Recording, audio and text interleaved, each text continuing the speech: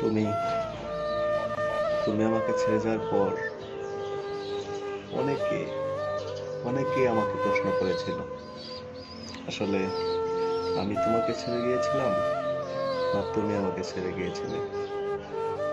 কিন্তু আমি তাদেরকে বলেছিলাম, সেও আমাকে ছেড়ে যায়নি আর আমিও তাকে ছেড়ে যাইনি।